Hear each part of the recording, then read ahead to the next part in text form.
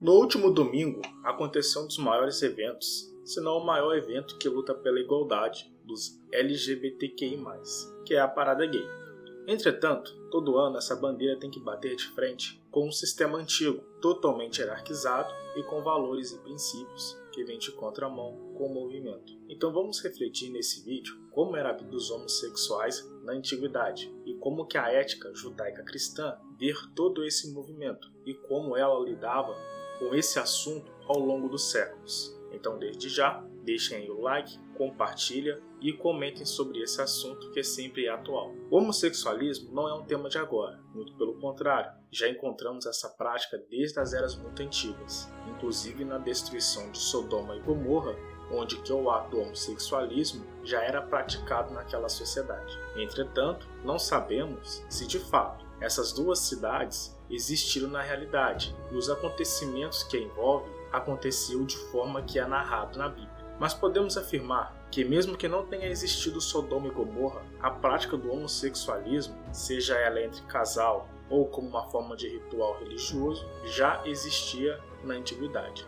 No canal encontramos 2 vídeos onde eu falo sobre a origem de Deus e sobre a deusa Asherá, onde esses 2 vídeos se complementam, e neles eu falo de como era a religião dos israelitas antes desse povo serem monoteísta. Nessa época, os cananitas eram politeístas, e como politeístas, eles adoravam vários deuses. Diante dessa situação, eles tinham uma deusa, que era a esposa de El, que era o líder do panteão dos deuses. Ela era a deusa da fertilidade, ou seja, seu culto se relacionava com o sexo. Há uma passagem na Bíblia que narra uma ordem do rei Josias, onde ele ordena que fosse destruído as casas dos prostitutos de Asherá. Isso nós encontramos lá no segundo livro dos Reis, capítulo 23, versículo 7.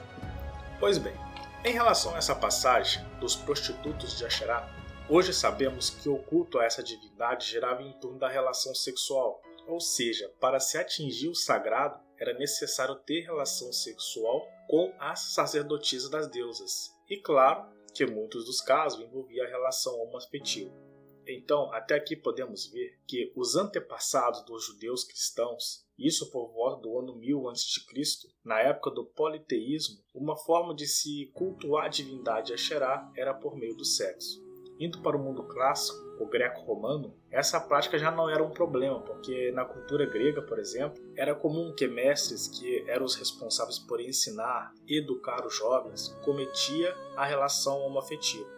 Mas como que o jovem gerava com a idade por volta dos 14, 15 anos, sempre quando chegava a hora de prepará-los para a vida adulta, fazia-se parte da educação, na Grécia Antiga, a relação sexual entre o mestre e o aprendiz. Obviamente que para aquela cultura, como era algo comum, não queria dizer que o jovem ou o mestre era homossexual, mas fazia parte da cultura deles esse tipo de situação. Uma outra situação que era vista na Grécia era a festa para o deus Dionísio, que era o deus do vinho. Essas festas sempre terminavam em orgias, e essas orgias também envolviam a relação homoafetiva. E essa festa serviu de base para o que hoje conhecemos como Carnaval.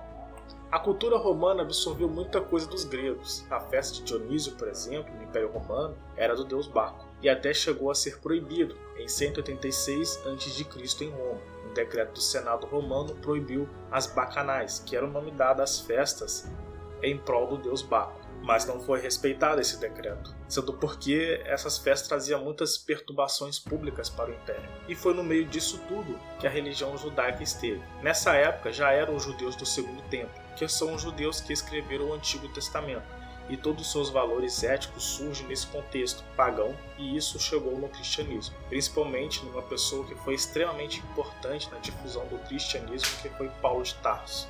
Paulo de Tarso foi o cristão mais importante do primeiro século, no que se refere à propagação do Evangelho. Paulo foi uma pessoa que conhecia bem a religião judaica e principalmente conhecia a cultura helênica. O último vídeo do canal foi sobre Paulo de Tarso. Nas cartas de Paulo, ele foi muito incisivo no combate ao homossexualismo. As principais passagens de combate a essa prática estão nos textos paulinos, principalmente a passagem de 1 Coríntios, capítulo 6, versículo 9. Mas Paulo, como já falamos, combatia as práticas dos gregos. E além disso tudo, ele era judeu, da classe dos fariseus. um grupo muito tradicional no seu tempo, ligado aos líderes da religião da época. Mas o que tem a ver tudo isso com a parada gay, que ocorreu no último domingo? A parada gay é um movimento que luta contra os crimes cometidos como os homossexuais. Obviamente que uma perseguição feita pelo Estado nunca vai acontecer, ou não deveria acontecer. Até o casamento civil entre pessoas do mesmo sexo já foi liberado pelo STF.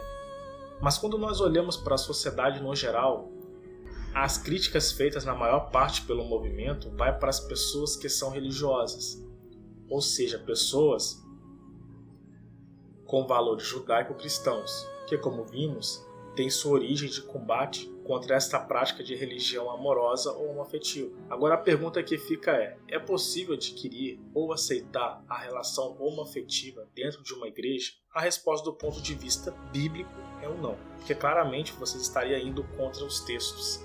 Entretanto, existem muitos teólogos que usam o que se chama de teologia liberal, que é a teologia que é dar uma flexibilizada nos textos. Mas a Bíblia ela é muito complexa, envolve muitas coisas, envolve um contexto de disputa de poder e quem estiver entre essa disputa era totalmente lacerado. Obviamente que os marginalizados sofriam mais. Agora, o movimento cristão foi sim um movimento que influenciou ao longo dos anos essas perseguições contra os homossexuais. Desde o início ele já combatia as práticas pagãs. E como mostrado no vídeo, o homossexualismo fazia parte de rituais religiosos pagãos e também das práticas condenáveis pela moral cristã. Para encerrar o vídeo, eu queria que vocês entendessem que dentro do cristianismo houve muitos movimentos que condenavam essa prática, principalmente devido à ordem de crescer e multiplicar. E diante desse debate, o STF, que coloca o crime de homofobia na lei de racismo, de acordo com a ADO 26, dá uma brecha para que a religião continue a se manifestar contra a prática do homossexualismo, sem propagar o ódio contra a pessoa.